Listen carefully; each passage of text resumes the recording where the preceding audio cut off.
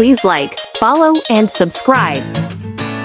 Magandang araw mga bata! Ang ating tatalakayin ngayong araw ay tungkol sa cluster o mga salitang cluster na may kambal katinig.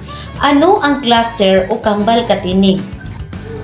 Ito ay dalawang magkasunod na katinig sa isang pantig ng salita. So malinaw po, magkasunod na katinig. Yan po ang tinatawag na mga salitang may cluster o may kambal katinig. Narito ang mga cluster.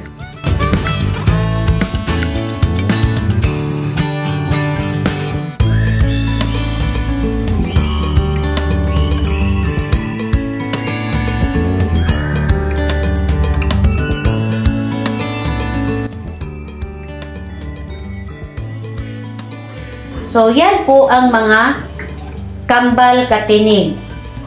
Halimbawa, sa kambal katinig o cluster na der, drama,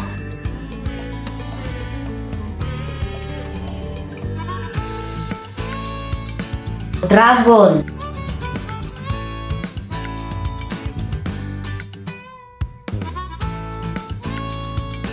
drawer.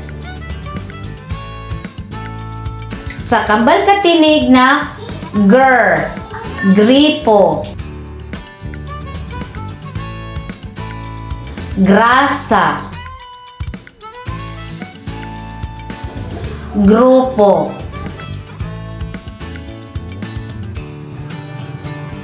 sa kambal katinig o cluster na pl, plancha,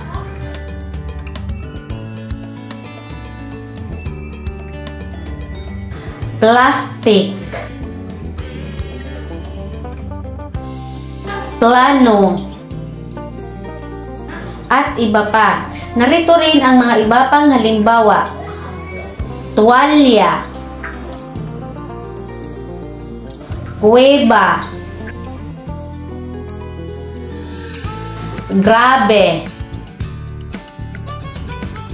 tsamba, prinsipe, braso, at iba pa. So, ang mga cluster ay maaari din ito makita o mabasa sa unahan, sa gitna at hulihan ng mga salita. So, narito ang mga halimbawa ng mga salitang may kambal katinig sa gitna at sa hulihan. Alpombra. Ang ber ay matatagpuan sa hulihan. Diploma. Ang pl ay matatagpuan o makikita sa gitna ng salitang diploma. Alin sa mga sumusunod na salita ang may cluster?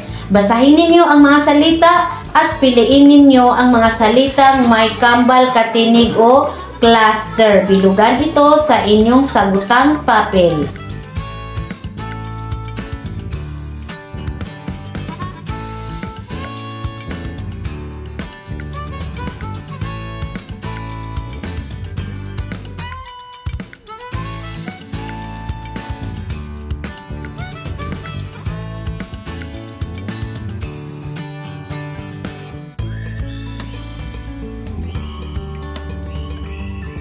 Narito ang mga salitang may cluster: cake, drama, plano, trapiko,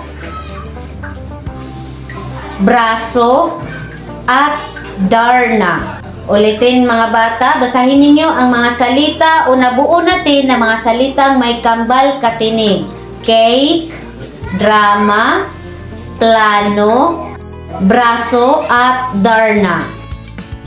So, yan po ang mga salitang may kambal katinig o cluster. So, maraming salamat po sa panunood. Maraming salamat po.